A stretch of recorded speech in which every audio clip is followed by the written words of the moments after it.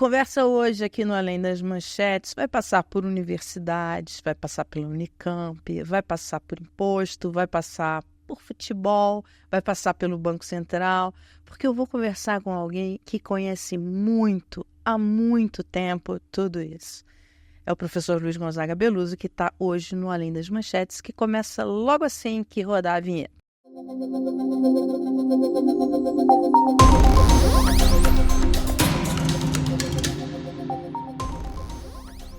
Eu sou a Mara Luque, você está no Além das Manchetes e o convidado hoje é o professor Luiz Gonzaga Beluso. Professor, muito obrigada por esta conversa. Com o maior prazer. Na verdade, conheço você há muito tempo, né? Há muito tempo. Quando eu comecei no jornalismo econômico. Da Gazeta Mercantil. Exatamente, belo jornal, né? Uma tristeza ter acabado. Uma bela escola. Você sabe que isso é uma coisa que eu falo com muitos jornalistas, eu falo. Eu tive o privilégio de ter sido treinada por uma geração de jornalistas tops, que é Ângela Bittencourt, Celso Pinto, Matias Molina, Célia Franco, enfim, eu também. Muito com ela. Vera Brandimart. Um timaço, né, professor? O Celso Pinto viajou comigo para uma reunião do FMI, que foi uma reunião crucial. A reunião de setembro do FMI, que tem uma em abril, outra em setembro. E eu fui à reunião pela Gazeta Mercantil. E lá estavam Celso Pinto e Antônio Pimenta Neves. Foi em Belgrado. Em Belgrado. A reunião foi em Belgrado. Eu estava conversando com uma fonte outro dia. Essas reuniões do FMI e do Banco Mundial, no passado, havia uma cobertura da imprensa brasileira, fazia uma cobertura. A Gazeta mandava times. Mandou um time. Hoje não tem mais isso, né? Depois, se você quiser, eu conto os episódios dessa reunião do fundo, que foi crucial. Em Belgrado, que era? 79, porque é aí que começa o choque de juros que decantou a crise da dívida externa. Que deu no que deu. Deu no que deu. Inclusive na nossa moratória depois, né? Eu fiz a moratória.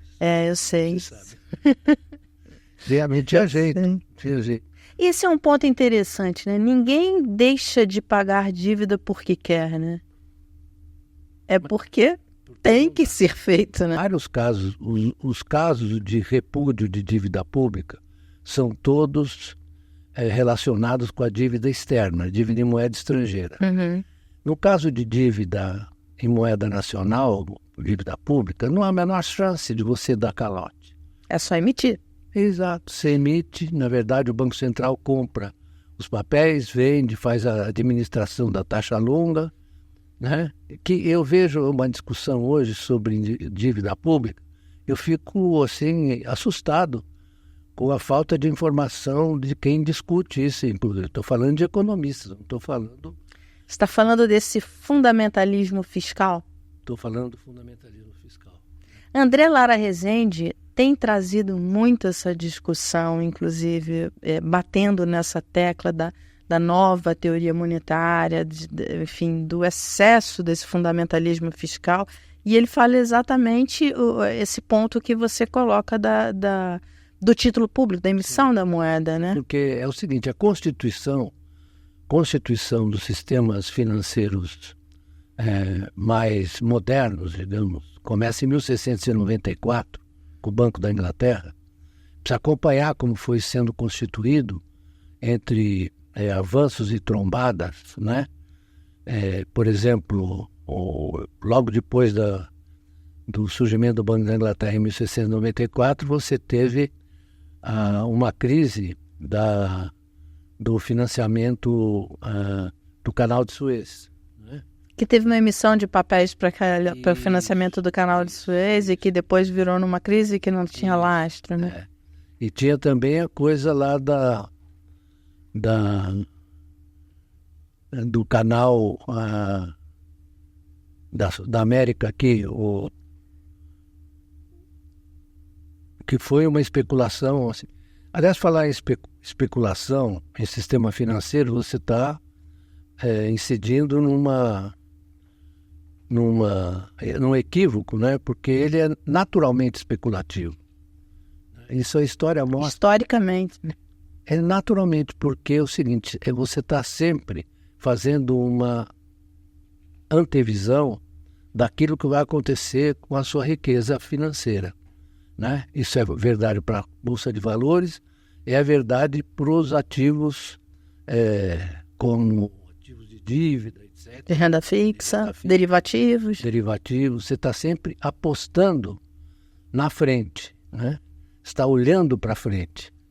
Então é especulativo por natureza. O Keynes até uma vez, trabalhando nos anos 20, ele era operador no mercado financeiro, né?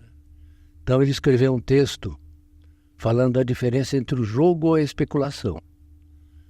Então ainda nesse período ele ingenuamente disse que as decisões no mercado financeiro se parecem muito mais com a de um jogo, com regras, etc. E a especulação é uma coisa que era completamente alheia. Claro que ele tinha uma capacidade de mudar de opinião que, assim, admirável. E ele foi percebendo, eu disse aquilo, está tudo errado. Na verdade, os mercados financeiros são especulativos. Então ele escreveu a teoria geral, tem um capítulo 12, em que ele fica o tempo inteiro demonstrando, né, que esses mercados são intrinsecamente especulativos. Especulativo não quer dizer, não é uma condenação moral, é uma caracterização, digamos, técnico-política do funcionamento desses mercados. Inclusive da liquidez aos mercados. Sim, a especulação. Claro. Claro. E a especulação também ela é vítima da liquidez, porque você tem que realizar o valor dos ativos, você sabe disso. E aí tem uma hora que tem encrenca. Veja só a crise de 2007, 2008. Exatamente. A gente viu no Brasil algumas crises muito... principalmente que foram batidas no mercado por conta de alavancagens e que batia stop losses e eles iam vendendo os ativos a qualquer preço, e alimentando a própria crise, né? Aí você é isso mesmo. Isso que se falou é a forma como funciona a crise. Né? Eu digo o seguinte, a crise ocorre quando todo mundo quer vender e ninguém quer comprar. Né? Aí você assistiu aquele filme Inside Job? Inside Job. Inside Job mostra... Inside Job é um documentário, eu acho, muito educativo. Porque ele mostra exatamente o que aconteceu com as hipotecas. Né? Exatamente. Então, quando você começou a construir isso, né, com uma grande euforia, e você, na verdade, criando em cima dos ativos subjacentes, criando ativos... De qualquer jeito, para poder gerar... CDOs, porque você começou isso foi movimentando o mercado de imóveis, né? Exatamente. As hipotecas. Quando chegou ali eu me lembro, setembro de 2008, né? Eu me lembro muito bem disso, porque eu fui convidado para uma reunião em Brasília com o presidente Lula e o então presidente do Banco Central, que era Henrique Meirelles. Eu achei muito curioso, porque estava lá o Guido Mantega também, estava a Dilma, que era... ministra da Casa Civil. Isso em setembro, tinha acabado de ocorrer o episódio Lehman Brothers. Eu posso estar enganado com um mês, mas foi. Mas é isso mesmo. E ele veio do BIS, Bank of International Settlement, e estavam conversando e ele subiu a taxa de juros. Falei, você está numa deflação de ativos, está tudo derrubado, você vai subir a taxa de juros? Olha, foi um negócio, se não fosse o Guido, fazer uma operação com o BNDES, capitalizando o BNDES, botou 400 bi de título público para capitalizar, o BNDES deu aquela alavancada, em 2010 a economia cresceu 7,4%. E isso ajudou a socorrer algumas empresas na época que tiveram um problema mais sério. Professor, falando de mercado financeiro, você é amigo do próximo presidente do Banco Central. Sou muito amigo, eu sou mais que amigo dele. Eu tenho prezo muito pela qualidade que ele tem, ele é muito melhor que eu. Né? Ele não acha isso. Ele pode não achar, mas eu acho. Mas ele é uma figura muito importante na minha vida como professor, né? Ele escreveu 3 livros comigo, você sabe. E nós nos conhecemos, ele tinha acho que uns 20 anos, estava acabando de fazer o mestrado dele na PUC, São Paulo. E nós fomos apresentados pelo Zé Márcio Rego, você deve saber quem é. Né? O Zé Márcio Rego é uma espécie assim de produtor de relações, né? Ele é muito intenso nisso, é muito bom. E ele me apresentou e nós começamos a conversar e trabalhar juntos. Inclusive fizemos um livro que nunca foi publicado, com entrevistas de muita gente da academia, inclusive o Fernando Henrique deu uma entrevista. Esse livro era sobre a forma como Marx foi recebido no Brasil. E está lá o livro todo copiado, ninguém publicou. Nós vamos publicar. Você vai publicar? Nós temos uma parceria com a Almedina, que é uma grande editora portuguesa. Né? Então, vamos publicar. Publica. Publicar. Está o Roberto Schwartz, está o Fernando Legal. Henrique, está um outro cara que não é muito importante como eu, por exemplo. Então, o que esperar de Galípolo na presidência do Banco Central? Quer dizer, se fala muito no mercado, o nome do Lula vai segurar juros, não vai segurar juros. Muitas pessoas falam bem, não, tecnicamente ele é muito bom, ele não vai agir politicamente, ele vai agir de uma forma técnica e tal. O que você diria para o mercado? Quem é Galípolo? O Gabriel, você sabe que ele é filho de uruguaios. Veio para o Brasil logo depois que ocorreram aqueles processos no Uruguai parecidos com os outros países latino-americanos. Você sabe disso, que sofreram o avanço de ditaduras. O pai dele veio com a mãe e tal. Ele veio muito menino para cá e se ajustou muito ao Brasil, né? E eu acho que ele tem noção da sua função pública, antes de mais nada. Né? Uma coisa é você... Eu vivi essa experiência muitas vezes. Uma situação é aquela em que você se dispõe a fazer um debate intelectual, etc., escrever suas coisas. A outra é você ter uma função pública como presidente do Banco Central. E aí você vai ter que respeitar as restrições e oportunidades políticas, por isso que o pessoal fica dizendo que é técnico, não há nada mais político que o Banco Central, né? Ou qualquer instituição da República. Porque essa ideia de você transformar o Banco Central numa entidade acima das outras instituições não tem propósito, porque é o seguinte, o Banco Central tem que ter relação com o Tesouro Nacional, como mostram todas as experiências de constituição dos bancos. O pessoal acho que não estuda muito história, né? O Tesouro e o Banco Central são irmãos gêmeos. Brigam o tempo todo, mas um não depende do outro, né? Por exemplo, né, quando eu ouço no mercado financeiro brasileiro alguém dizer, nossa senhora, mas a curva longa está muito inclinada. Você já ouviu isso várias vezes? Muitas vezes.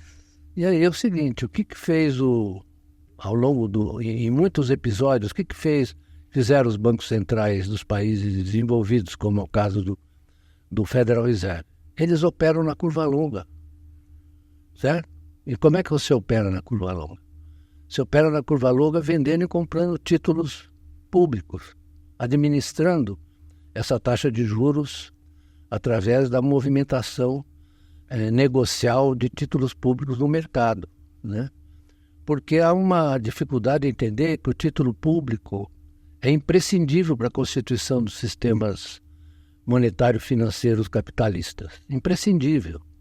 Não existe nenhuma experiência em que os mercados financeiros sejam exclusivamente privados. Seria impossível isso. Por quê? Porque você não tem a garantia do senhor da moeda. Quem é o senhor da moeda? O senhor da moeda é o Estado. O Estado e suas instituições. É ele que supervisiona. Claro que os executores são os bancos privados. Fazem empréstimos e a negociação, mas o Banco Central está lá.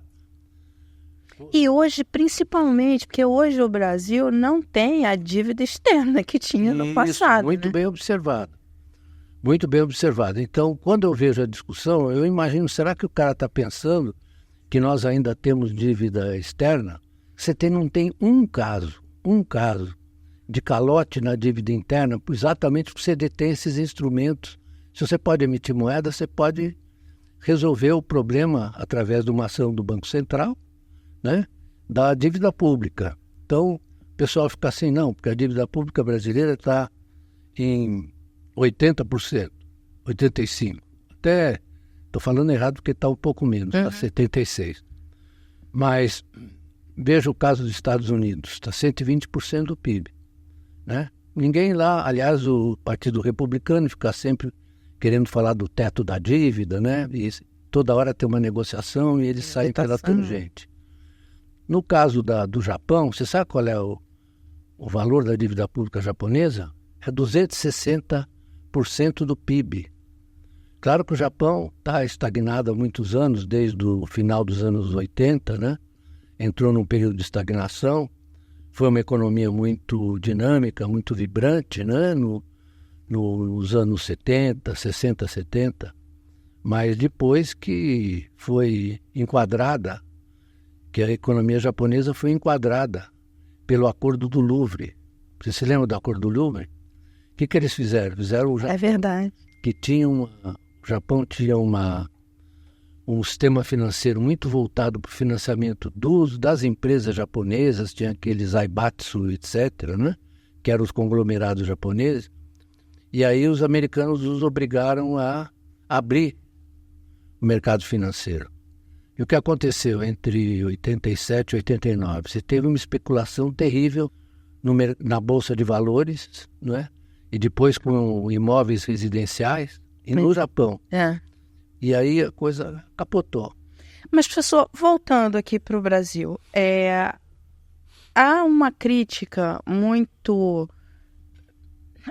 Crítica e, assim, um posicionamento, principalmente ali dos economistas da Faria Lima, em relação à questão de inflação e meta fiscal.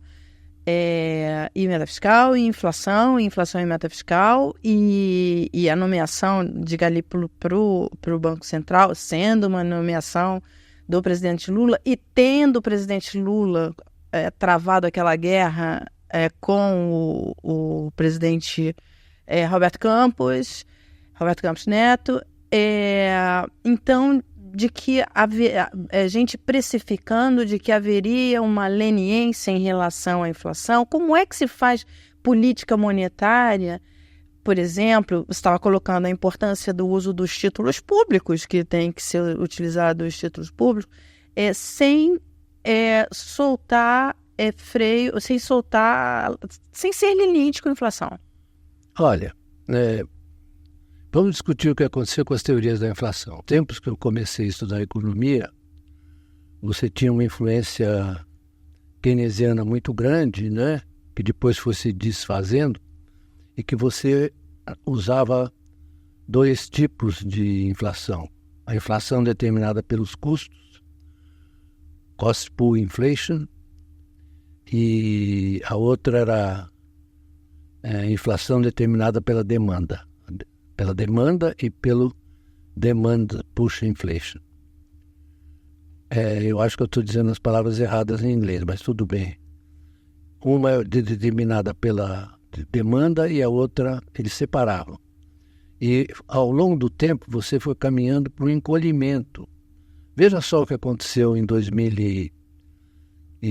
no 2021, 2022, que você teve aquele problema com o custo do petróleo, um pequeno choque petrolífero no mercado de petróleo. O que aconteceu?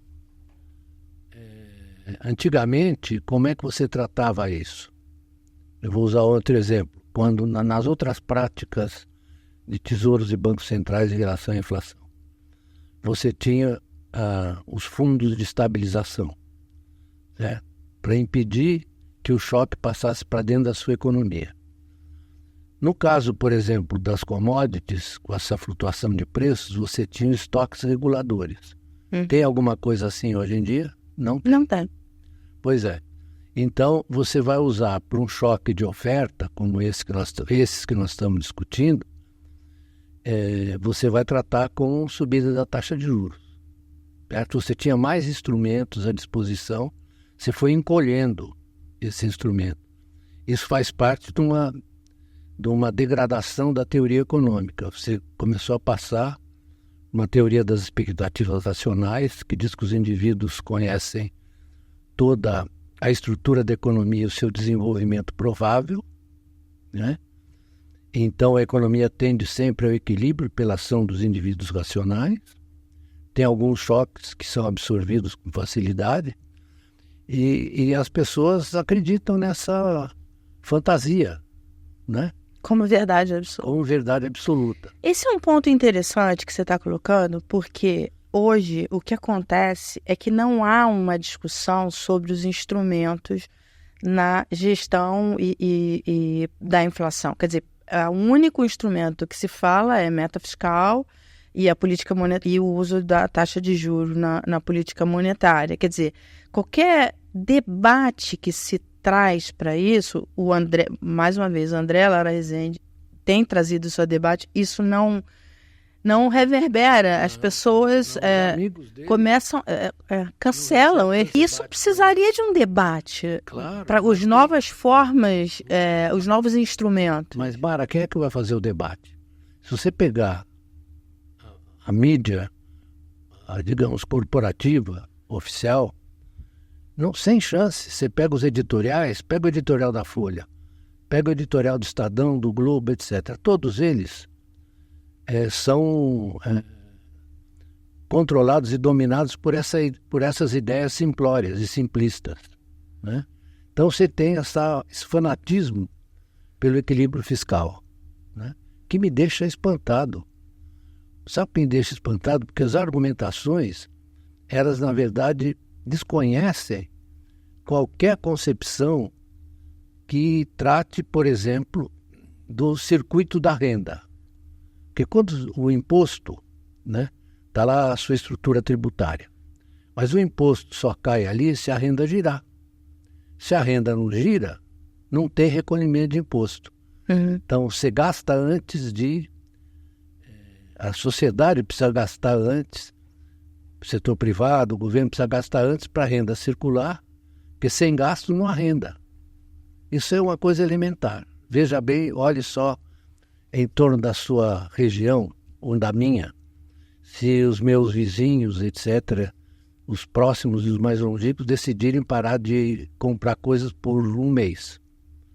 O que acontece com as lojas, com os restaurantes, que começam a mandar a gente embora. Então, deixam de pagar salários. Os caras que deixam de receber salários deixam de gastar. Então, você tem um circuito monetário nessa economia. Esse circuito monetário, ele tem um fator que é o mais relevante, que é o determinante, que é o gasto de investimento das empresas e do governo.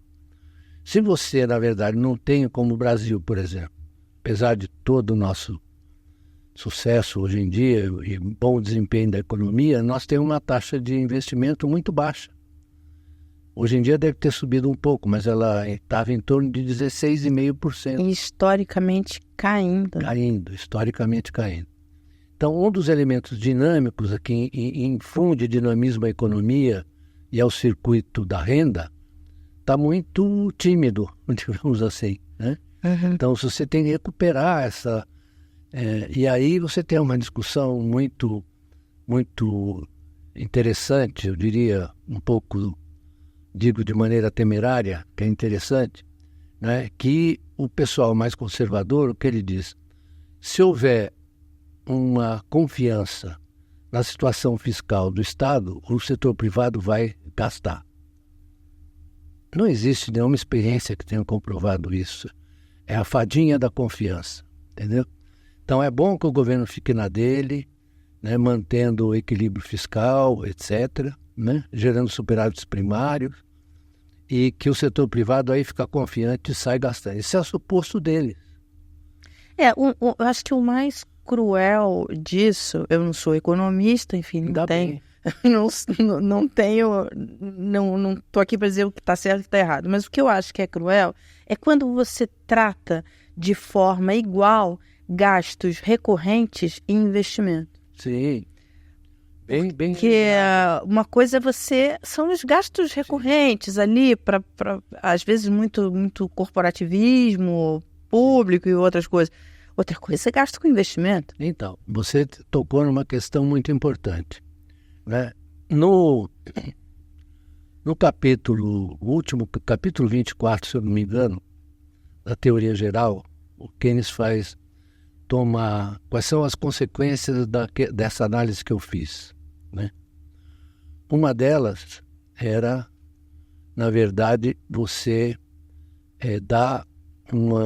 criar um sistema tributário progressivo, né? Porque isso ia favorecer os mais pobres que passariam a consumir mais. O segundo era a eutanásia do rentista. Eutanásia do rentista. Ou seja, precisa acabar com isso, porque ele teve a experiência de participar, precisa acabar com isso dos mercados financeiros mandarem. E eu tenho o quarto, que é a coisa internacional, que eu vou deixar para mais tarde. Mas o terceiro era fazer com que o investimento estivesse separado do gasto corrente. Por quê? Porque o investimento é um regulador. Investimento é o regulador. Ele queria que o investimento funcionasse como um regulador, não queria nada radical. Se, na verdade, o setor privado tivesse animado e estivesse investindo, o investimento público se reduziria, né? E aumentaria quando houvesse uma queda no investimento privado, né?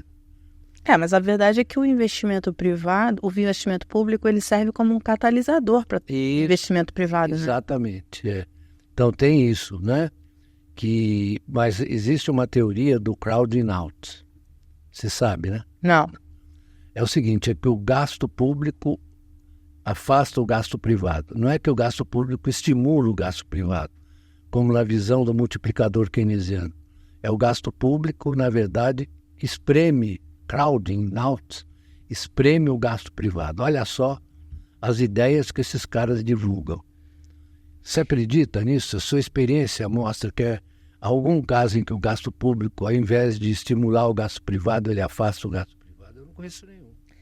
E a experiência que tivemos nas últimas décadas, enfim, a gente teve momentos do governo Lula mesmo, de superávites primários ali enormes e que não se traduziu numa força de investimento. Então, em relação ao governo Lula, vamos lembrar o seguinte, que ele foi obtendo superávites primários durante todos os anos e que cresceram superávites primários no segundo mandato. Isso. Ficaram num nível muito alto, entre 3,5% e 4%. Superávit primário. Se você for olhar o comportamento do investimento, ele estava lá também encolhido nos 17%, ele foi a 21%. Então, o investimento gerou a renda suficiente para que você, na verdade, realizasse todas as despesas e ainda tivesse o superávit primário, né? Foi o investimento. Eu não posso dizer qual é a proporção exata entre gasto público e gasto privado, mas o fato é que ele subiu a 21%. Eu fui almoçar com o Guido hoje e nós conversamos sobre isso, né? E subiu porque exatamente o Guido fez aquela operação de transferir títulos públicos para capitalizar o BNDES e o BNDES bombou, né? E estimulou o gasto privado, etc, etc. Você pode dizer que não foi assim uma coisa parecida com o governo Juscelino Kubitschek. De fato não foi, né? Que aquilo era um outro paradigma, né? Mas foi uma coisa bem sucedida. Aí é uma coisa que as pessoas ignoram, porque quando eles falam do governo Lula, eles juntam os do governo do PT eles juntam os governos do Lula com a Dilma. E a Dilma fez um primeiro mandato, né, sempre naquela toada de manter a economia crescendo, etc. Mas se você se lembra bem, e isso é uma importância enorme que a gente tem que dar para os debates sociais, as linguagens, né, a interpretação das coisas. Então, eu me lembro muito bem que os sábios dos mercados financeiros ficavam dizendo que estava tudo errado. Está tudo errado, precisa fazer um ajuste, você lembra? Vamos fazer um ajuste. Quando eu ouço esse negócio de ajuste, eu tenho vontade de sair correndo. Fazer um ajuste, está certo. Então vamos ver qual foi o ajuste. Em 2014, ano que ela foi reeleita, o crescimento foi de 0,5%. Né? E o resultado primário foi negativo em 0,6%. Muito bem. Ao invés de ir maneirando, empurrando as coisas, etc., dada a pressão, ela chamou o Joaquim Levy. Eu nem gostaria de falar do Joaquim Levy, porque eu não gosto de falar mal das pessoas, mas não estou falando mal, estou falando do que aconteceu. E aí ele resolveu fazer o ajuste. Você se lembra quais foram os resultados? O PIB caiu 3,8% em Foi. 2015. É quando vem a recessão fortíssima. E depois caiu 3,3% no ano seguinte, 2016. E o resultado primário? Como ficou? 2 déficits primários. Um de 1,5% e outro de 2,5%. Eu estou falando em geral dos números. Então isso se devia servir como exemplo. Olha só o que vocês fizeram. Jogaram a economia no buraco. Você falou que teve almoçando com o ex-ministro Guido. Sim. Como é que ele está avaliando a gestão de Haddad? O Guido está avaliando bem. Ele está avaliando bem. Ele é muito... Desse arcabouço fiscal, a meta, ele acha que vai conseguir? Então, a gente podia discutir essa coisa do arcabouço fiscal. A gente conversa muito sobre isso, mas eu não quero trair as concepções dele, falar... Claro. Que o que aconteceu no terceiro mandato do Lula é que as restrições e o cerco do mercado financeiro era muito mais intenso do que naquele período. Houve um recrudescimento assim dessa visão de que é preciso, na verdade, você ter superávit primário, etc. E aí a economia estava muito fragilizada, eles tiveram que achar uma forma de apresentar um projeto em que isso poderia ser alcançado ao longo do tempo. Foi o que o Haddad fez, procurando aumentar as receitas, sobretudo, né? E administrar os gastos, né? Porque o arcabouço oferecia um espaço para você administrar os gastos. E ele está fazendo isso com muita habilidade, né? E muito cuidado. Claro, levando em conta as restrições que os mercados financeiros impõem. O que eu diria, eu não sou ministro da Fazenda, o que eu diria é o seguinte: se nós não tivermos um colapso dessas visões no mundo inteiro, e eu vou lembrar a crise de 29, certo? E o pós-guerra, em que o pessoal falou, não dá mais para você ter, por exemplo, tanta desigualdade social, tanta gente passando fome, etc. E foram os conservadores que fizeram, que foi o De Gaulle, o De Gasperi e o Adenauer. Montaram estruturas que, na verdade, a economia social de mercado alemã, que agora está sendo desmanchada, mas que foi muito importante, o Comissariado General de Plano do De Gaulle, né? O Comissariado Geral do Plano, tudo isso tinha uma visão muito keynesiana de como se devia administrar. Foi um sucesso.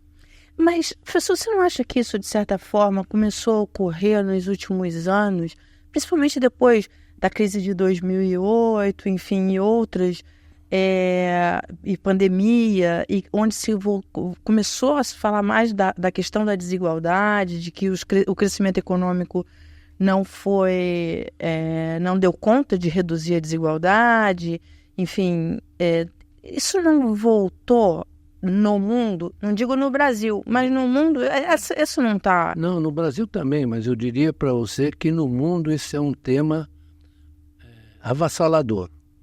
Qualquer livro que você compre, eu compro muitos, né, a despeito dos danos que a Amazon me causa, toda hora mudando minha conta, eu tenho que voltar a achar um outro. É impressionante isso. Eu insisto, porque eu gosto muito de ler no computador. Né? Eu tenho uma biblioteca de 16 mil volumes, mas eu leio no computador muito. E, então, você entra nas últimas edições de livros de várias editoras, você vai ver que esse tema está repensando o modelo econômico. Está repensando. Isso leva um tempo, né? Porque você está repensando, você tem que convencer os agentes que teriam que executar isso, que são os políticos. Aliás, na União Europeia acabou de ser publicado um estudo do Mário Draghi, que é muito interessante, vale a pena ler. Mário Draghi foi presidente do Banco Central Europeu.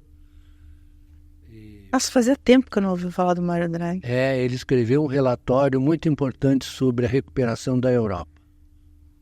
E tem todos esses componentes que nós estamos discutindo, inclusive a criação de um fundo de 800 bilhões de euros anuais para você fazer a recuperação da economia europeia. Está uma discussão muito intensa na Europa, muita gente a favor, muita gente contra. Até porque você hoje tem elementos novos, inclusive na questão demográfica, no aumento da expectativa de vida, enfim... a questão dos desafios do clima, enfim, são todas variáveis novas para esse modelo econômico, muito, né? Muito bem dito, é isso mesmo. São variáveis novas que você tem que levar em consideração. Quando eu vejo as reuniões do clima, eu até disse aí para o meu amigo Luiz Inácio, vejo essas reuniões do clima, eles falam e não tomam atitude nenhuma, ficam enrolando, né? E isso está ficando muito sério, porque você teria que ter algumas medidas muito decisivas, né? Como o caso da redução da emissão de CO2. De carbono. Tem que... Já vivemos um momento de emergência climática. Já vivemos. E eu fico impressionado com... isso é uma característica das sociedades, né? Como eles demoram para perceber que é urgente. Então, todas essas variáveis que a gente está falando, e aí volto nessa questão de política monetária e taxa de juros. Taxa de juros não, é o principal preço da economia, se não o principal, um dos principais preços da economia. O seu amigo Galípolo vai ter que lidar com todas essas variáveis, porque se você enxerga isso, a questão da inflação e política monetária só como subir e baixar juros, é meio limitador, né? Bastante. Mas o que nós estamos observando hoje em muitas manifestações de economistas são em conformidade com essa coisa restrita, entendeu? A taxa de juros é um preço fundamental, porque é ele que, na verdade, está apontando. Quando você sobe a taxa de juros, você está dizendo o seguinte para os investidores: fica com o teu dinheiro aí, que o Keynes chama preferência pela liquidez, fica com o teu dinheiro aí, não se mete a besta porque vai dar errado, né? Eu experimentei muito isso, não sei se eu devia contar. Conta. Aqui é o lugar para contar, pessoal. Experimentei muito isso ao decidir fazer o Allianz Parque. Então, nós conversamos muito, fizemos um estudo importante ali, mas aí teve um momento que eu tive que decidir, né? Se vai fazer ou não vai. Falei, vamos apostar. É uma aposta. Essa história é muito boa, porque a história o Allianz é um project finance, é um case de sucesso desse, né? Isso mesmo, é. E às vezes as pessoas me perguntam, você achava que ia dar tudo certo? Eu não achava nada. Eu simplesmente modelei construí a coisa junto com muita gente, com meus amigos, que são valiosíssimos. Mas nós não tínhamos certeza que ia dar tão certo. Mas deu certo por várias circunstâncias. Uma delas é a qualidade do estádio, que dependeu do trabalho do Walter Torre, não foi do meu. Walter Torre é que fez um projeto que ele se apaixonou pelo projeto. Fez um projeto maravilhoso. E a segunda, tem outras questões que circundam o sucesso, é a localização e o acesso que você tem lá. E a paixão do brasileiro. E a paixão do brasileiro. E os shows, você sabe? Que são variáveis. São variáveis, claro. Para colocar nessa equação. Porque se você trata um investimento desse tamanho, olhando apenas para a taxa básica de juros, você não faz. Não faz. Mas isso foi o que o Keynes falou, né? Você precisa, na verdade, superar a incerteza radical. É um gesto de coragem. Ou de paixão. Ou de paixão. Ou os dois. Os dois. Mas houve muita gente envolvida de forma... Foi muito estruturado, não foi feito de qualquer maneira. Não, foi muito estruturado e as pessoas não têm ideia da dificuldade que foi passar esse projeto no Conselho do Palmeiras, porque tinha muita gente contra, né? Por quê? Boa pergunta. Sabe por quê? Por ressentimento, por inveja. Sério? Sério. A razão fundamental é... Política, então? Política, no pior sentido da palavra. Porque eu me lembro que depois eles diziam assim, isso aí não vai subir, a W Torre vai quebrar, não vai ter chance de ser construído o estádio.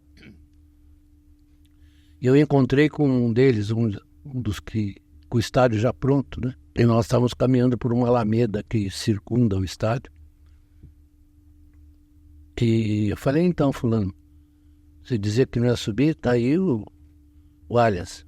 Ele disse, mas tem muitos pontos cegos. Eu falei, o único cego aqui é você, porque não tem nenhum ponto cego. Nenhum. Ele, infelizmente, esse senhor já morreu. Mas é assim. Esse exemplo que você deu é um exemplo muito interessante, porque você está fazendo uma avaliação de investimento, onde tudo bem que você tinha nomes que conheciam muito o setor, você, palmeirense, doente, Mansur, palmeirense, doente, e gente que conhecia muito de mercado. Ajudou muito. E conhece muito o mercado. Já te falou do Allianz? Ele ajudou muito o Mansur. O Mansur foi decisivo. Então, porque conhece muito o mercado financeiro, conhece muito o setor e foi juntando essas pontas. Vocês tinham um grupo que sabia juntar essas pontas. Qualificado.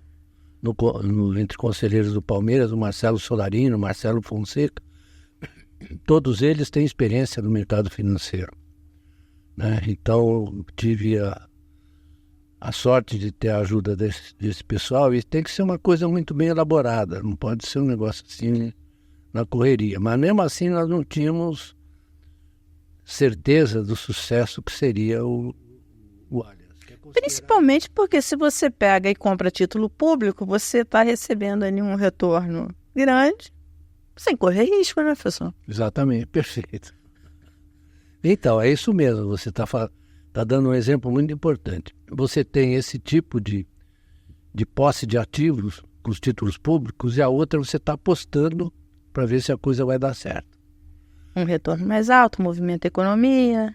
Não, o Palmeiras hoje, eu estava ontem numa reunião do meu grupo no Palmeiras, no jantar, e estava presente a atual presidente, né?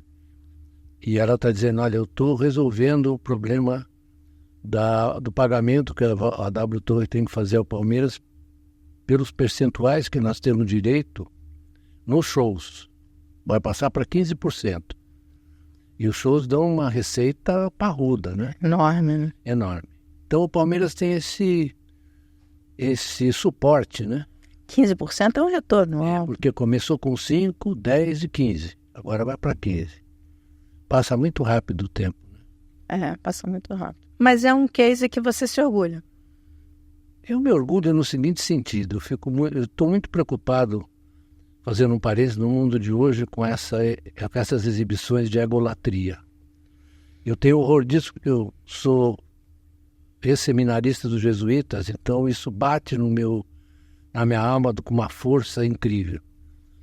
Eu me sinto feliz por ter proporcionado à minha coletividade palmeirense essa vantagem de ter esse estádio. Eu me sinto feliz por isso. Mas não acho que seja uma coisa assim, me considero formidável. Isso, na verdade, não cabe nos meus valores, não cabe mesmo. As pessoas acham que eu estou falando falsa modéstia, mas não é. Mas, isso professor, me machuca profundamente. Mas você não acha que isso é importante? Eu acho que falta um pouco de propósito aos agentes econômicos no Brasil, que esse país tem um potencial, a gente sabe disso.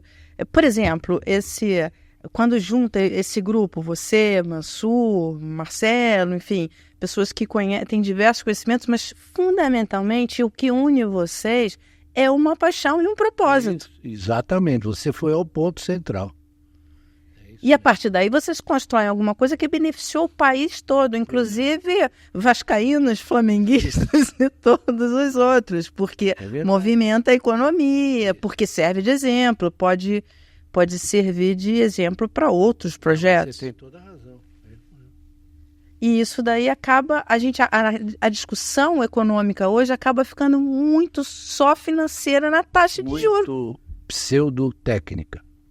Porque, na verdade, a economia, você tocou num ponto que eu acho que seria importante. A economia é uma dimensão da vida social. Por exemplo, né? Você conhece alguém que sobreviveria nessa economia sem ter uma renda monetária? Essa pessoa não existe socialmente. Não existiria socialmente. Você já imagina alguém sem nenhum dinheiro, se ele pode sobreviver? Não pode. Então, você tem que valorizar as relações monetárias, né? E o dinheiro é um instrumento, uma forma de existência da riqueza que tem várias dimensões. Ele é meio de troca, meio de pagamento, ele é reserva de valor. Aí é o seguinte, o que a maioria dos economistas faz das teorias econômicas? E só fala o seguinte, não, o dinheiro aqui é simplesmente um instrumento para facilitar o intercâmbio de mercadorias, né? E eles não consideram essa questão da reserva de valor, que é a mais importante, porque ela é que acaba regulando todas as decisões das pessoas. Eu vou ficar mais rico ou mais pobre? Como é que você vai ficar mais rico? Você vai ficar... Então, para eu não ficar mais pobre e não arriscar, eu vou ficar com o meu dinheiro. Se você fica com o seu dinheiro, você afeta o circuito monetário, você afeta a renda de outras pessoas, né? Então, como é muito difícil, não sei por quê, porque eu acho tão óbvio, mas certamente as pessoas têm outra visão. Isso afeta muito as concepções e as decisões. Então, se você acha que o dinheiro é simplesmente um meio para facilitar o intercâmbio e você afasta o outro, que é o da reserva de valor, que é o mais importante, o cara acaba subordinando os outros dois, né? Uhum. Porque como é que você fica rico? O que é ser rico? O que é ser rico? Isso é uma questão hoje que movimenta tem muitas... Eu acho que a gente vive um momento hoje, inclusive com doenças de ansiedade, doenças, sofrimentos assim, mentais, muito por conta da pressão financeira. Exatamente. Veja esse desvario das bets, das casas de apostas. Exatamente. As pessoas fazem o possível e o impossível para apostar, ver se ganha, etc. E gastam uma montanha de dinheiro. Muitos deles não conseguem ganhar nada, como é normal nos jogos de apostas, né? Então, você pode tomar isso como exemplo para ver como funciona na cabeça, vou falar cabeça, no espírito das pessoas, essa questão da sua afirmação social como homem, na verdade, beneficiado pelo espargimento do dinheiro nas suas contas. E aí eu acho que entra um problema, é até meio filosófico isso, mas eu acho que entra um problema da questão do retorno, sabe? Sim. Como é que você calcula esse retorno? Por exemplo, você com o episódio do Aliens, de ter conseguido viabilizar uma obra tão fantástica num ambiente adverso. Adverso que eu digo é porque, se você faz conta, você prefere comprar um título público. A outra coisa, mas te traz um retorno que é incalculável isso. Não dá para planilhar o retorno que você teve com isso. Eu imagino que o seu retorno foi muito maior do que qualquer soma que você obtivesse num papel qualquer, numa operação financeira. Fazer uma observação que eu preciso deixar claro. O Palmeiras não botou um tostão para quem tomou um empréstimo no Banco do Brasil e fez com dívida, fez o Allianz, e até hoje ele está servindo a dívida corretamente, porque o resultado foi muito bom financeiro para ele. Então, mas o Palmeiras não botou um tostão, não. Sim, mas mesmo assim você mobiliza recursos que poderiam estar investidos em nada, está parado ali. O Palmeiras entrou com o terreno, o ativo. O ativo, né? E a marca, que é um ativo também, né? Estava conversando com um investidor, o Joacimino, um analista, que ele falou assim, você vai começar com o Beluso? Pergunta para ele sobre...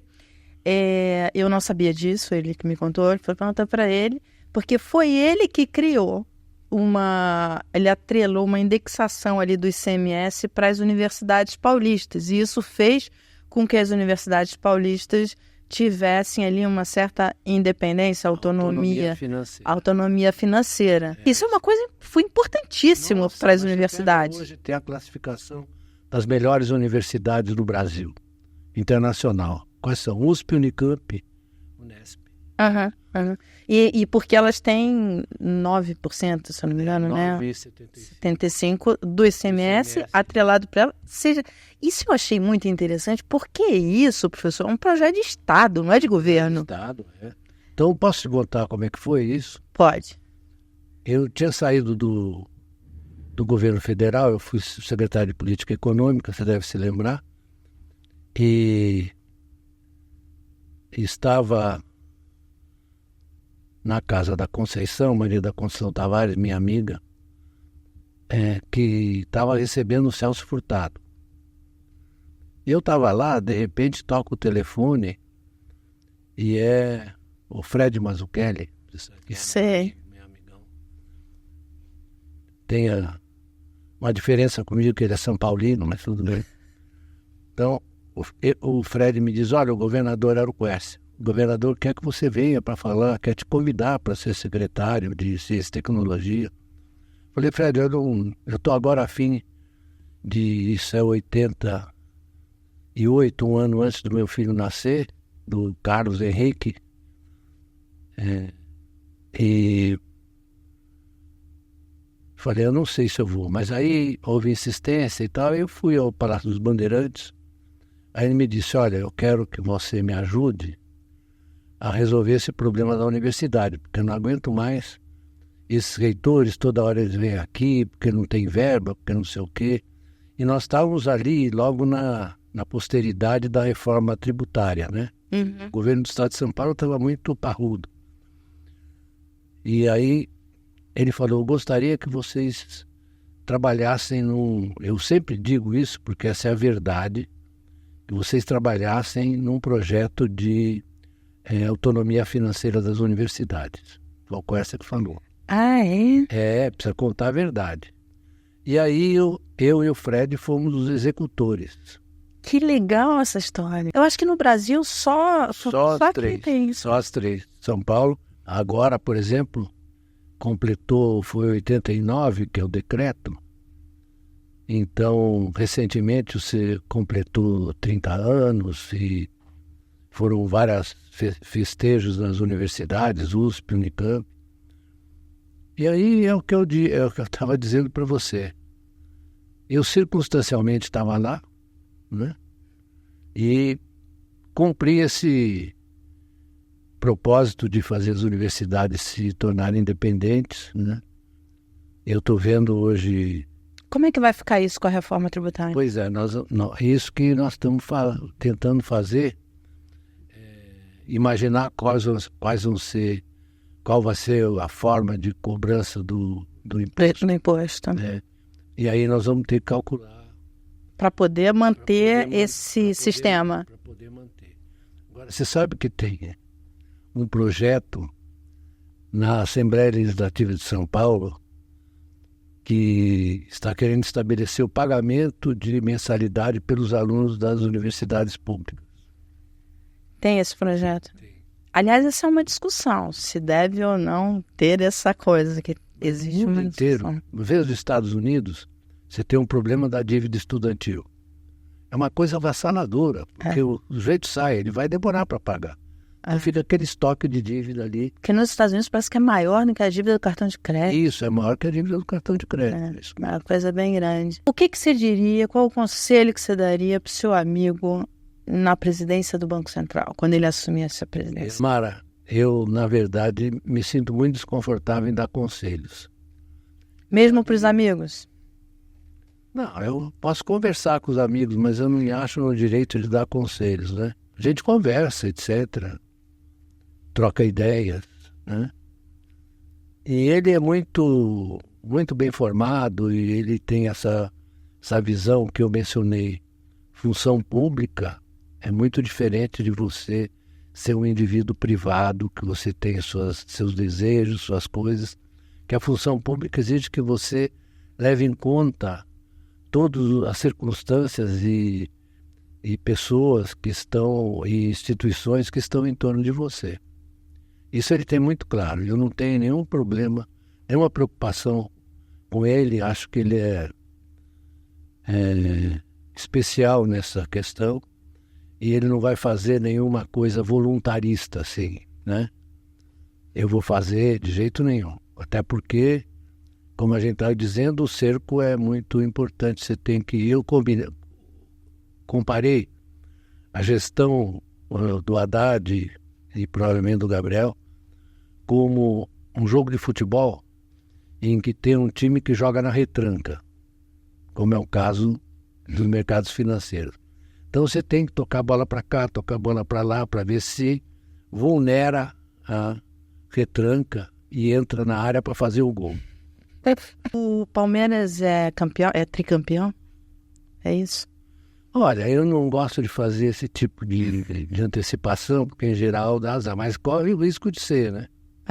Corre o risco de ser tricampeão brasileiro, tem condições de ser, está com uma diferença muito pequena do Botafogo, né? O Botafogo está com um ótimo time, um time muito bom, mas o Palmeiras também tem muita qualidade, então vamos caminhando. Professor, muito obrigada por essa conversa. Um prazer.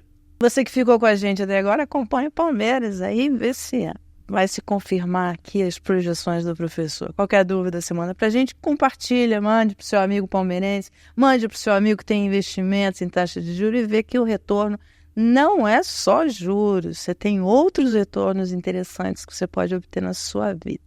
Compartilha, deixa suas sugestões, críticas. Eu sou a Mara Luque. Você está no Além das Manchetes, que é gravado aqui no Cine Reag Belas Artes. Te vejo em breve.